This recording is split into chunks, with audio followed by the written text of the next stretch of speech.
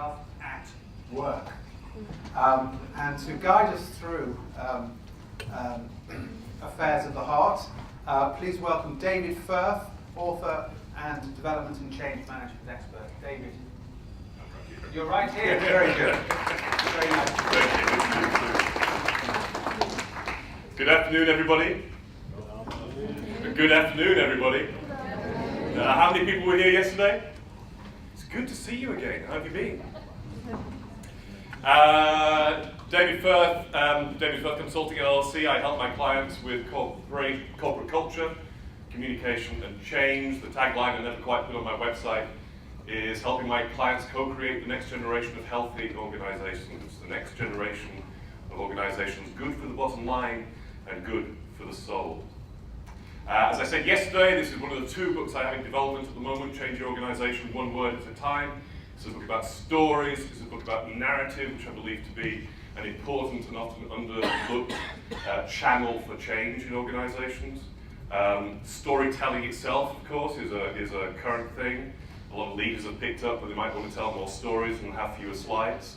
But I think that's only scratching at the surface of our understanding of how stories shape our realities and certainly shape how the future is turning out.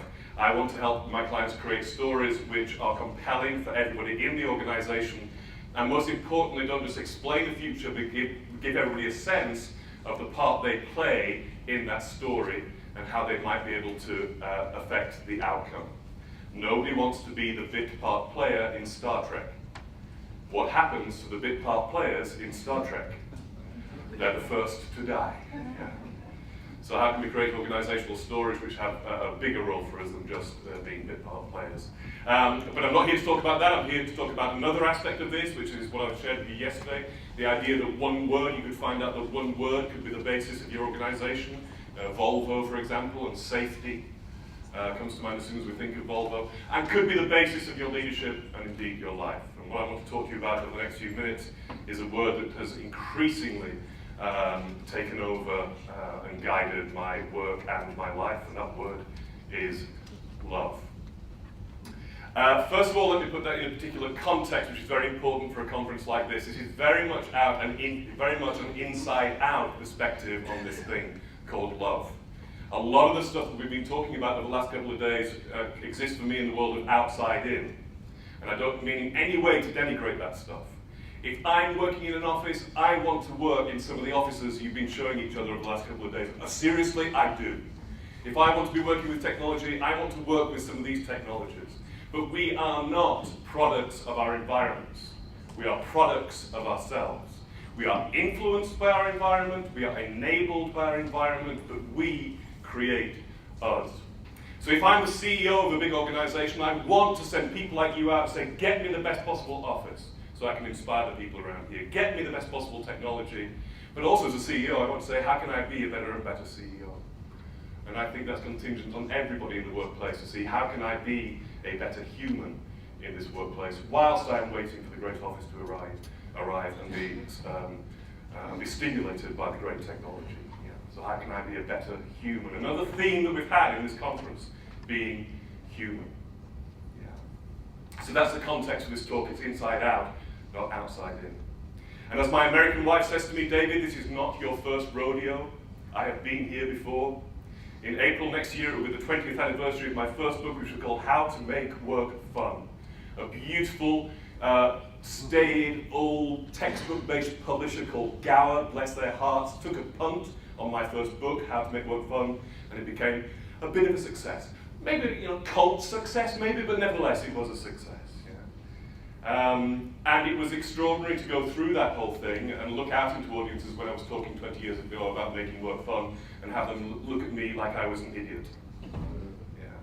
But just to prove that I'm not an idiot about making work fun, much as I would love you to read the book, How to Make Work Fun, let me tell you the 4 key ideas in the book.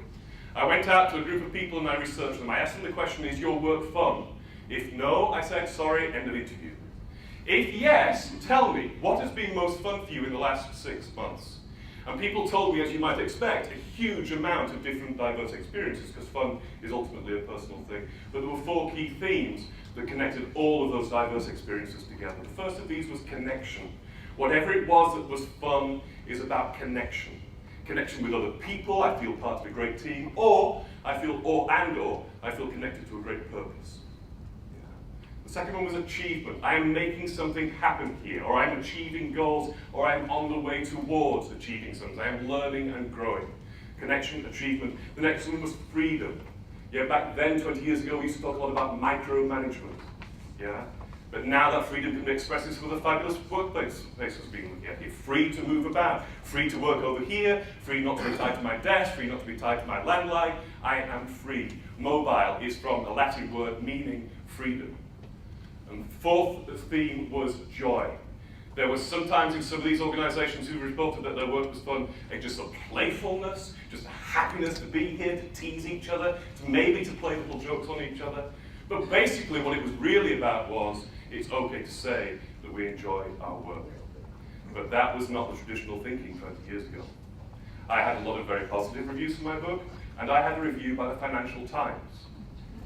And the last line of the Financial Times review was, work is not fun, and thank goodness for that.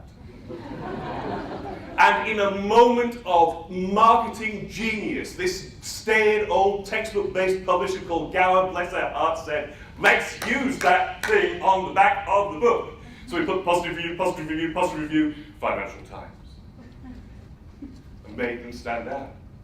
It made them, even in those days, people were going to think, wow, yeah, maybe that's just an old, farty sort of idea. Work is not thank goodness for that. And here we are 20 years later, and I'm saying what's next, and I think what's next is love. The Buddha is reported to have said, when I point to the moon, the wise person looks where I'm pointing. My dog stares at my hand. And I think what is beyond some of all these things, the creativity, the passion we've been talking about, the connectivity, all of that is pointing to what is the ultimate for me. Let's talk about this maybe at the break, see if you've got a different opinion. What is the ultimate expression? The highest level of consciousness of being a human being around other human beings, it is love. And you know I am not talking about emoticon love here. I am talking about love which is kind, yes, which is compassionate, yes, but which is fierce. How many people here are married? Or have been married? Love is not on a spectrum of liking. On the feedback forms you have, number 10 is not, I love this guy. Yeah? It's just excellent or something like that. Love is not on a spectrum of liking. Yeah? So when I say I love my wife, bless her, 24 years we've been married, Terry, when I say I love my wife, I don't mean I like her a lot. Do you like your wife, David? Yes, I do. How much do you like? Oh, I like her a lot. In fact, I love my wife. It's the ultimate way of liking. That is not what you and I mean by love. Love is the source of things and not the end point of things. Love is the thing that keeps you married for 24 years, through the thick and the thin, through the pain, through the poverty and the riches. How many people here have children? Love is the source of that thing that keeps you up at night, which keeps you in love with your teenage son and daughter. Yeah? When they seem to be wrecking their lives, and you want to expel them from your family. Love is the thing that keeps you in that thing. It is the source and not the end point. And what's my point here? My point here is that if you get, for example, 3 management consultants, and one of them is coming from a place of, I love my work, I believe that instinctively, if they're pretty much equal in terms of skills and capabilities and stuff, you're going to get energetically attracted to that consultant, you're going to hire that consultant. If you're a small architecture firm, design consultancy, if you will stand out in the marketplace, if you're coming from a place of, we love this work, you are going to attract people. It's going to vibrate with people on a particular level. And if you're a big company, so too. We're very smart, great. We're very clever, great. We have great products and services, great. We love this stuff. I believe it's going to be the thing that attracts people. I have no evidence for that. I have no case studies for you. But 20 years ago, I stood in front of groups like you and I said, I think work is about fun. And people like, yeah, right, David, yeah. Be serious, David. Stop trying to break the machinery. I believe love is the next phase. And one of my friends actually, knowing that I was coming to the UK, sent me an email just the other day saying he was at Lancaster University. He went to an alumni network, And a very famous and successful alumni of Lancaster University, a guy called Kevin Roberts, who is now the CEO of Saatchi & Saatchi Worldwide, was doing a presentation saying the next thing beyond brand loyalty is brand love. He calls them love marks, not trademarks, but love marks. And he is saying that you no longer can ask our consumers to be loyal to our brand. We have to find a way to get them to love this brand and this company. Make sense? Terrific. I've got 5 minutes to go. I would love to take a question if anybody's got a question, or a comment, or a thought. Anybody? Sorry, I've disturbed the people with the microphones there. Anybody?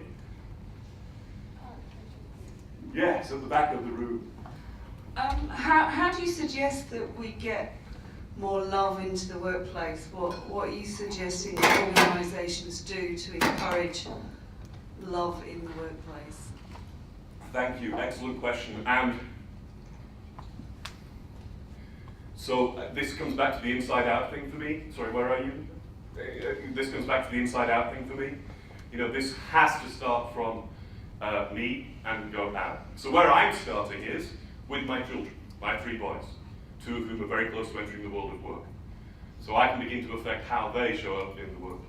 Yeah. What I'm not proposing here, just so I can, 20 years ago I was very concerned that some CEOs got really excited about this idea of actually enjoying work and having a workplace that people can enjoy. I was very sort of dubious about my manager coming up to me and saying, well, the data indicates that you had 7% more fun than last year. Congratulations. It's going to get a bit creepy in that sense. So too, I am not yet advocating this as, somebody needs to create a love program or whatever. No. But what if you had an idea of what love looked like in your work, and you were 5% a bit more like that tomorrow than today?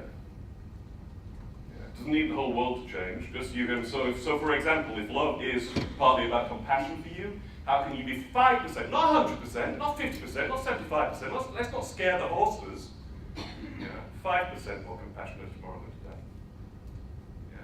And by the way, this is not love, emoticon love. Love is fierce. As my wife says to me, I love you, and that's why I can be ruthless with you. I wrote a letter to the President of the United States.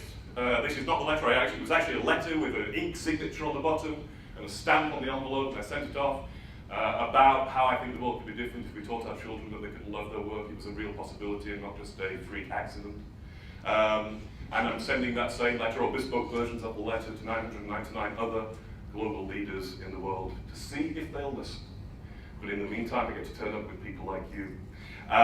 Let me just tell you what's at the heart of the letter. In terms of what can we actually do about this, I think there are 3 things. And these are the things, a mentor years ago said to me, David, if you can explain things to your clients in really simple language that maybe your kids would get, your clients will probably listen. Because this is really, really simple stuff. So what I'm saying to my boys is, number 1, deliberately and consciously seek work that you love. See that as a birthright, not as a, well, of course, if I work for Richard Branson, I'll have fun, but everything else is just an industry. No. Deliberately, consciously seek work that you love. Number 2, whilst you are waiting for that, do any work that you are given from a place of love. Dishwasher, from a place of love. Sweeping the floor, from. We've all had this experience. You go into Starbucks and there's somebody there coming from a place of love, they will make you a coffee that's slightly better, probably even tastes better, than somebody who's coming from a place of resentment. That should be an actress or a barista. And number 3, and the one that's impossible to get away, be love and work that. So number 1, deliberately and consciously seek work that you love. Number 2, do any work that you are given from a place of love. And number 3, be love and work that. 20 years ago, they thought it was a lunatic talking about fun. Now I don't think many people would argue about that. I advocate for you, the next phase is love. And just in case nobody has told you this today, I love you. Thank you for listening.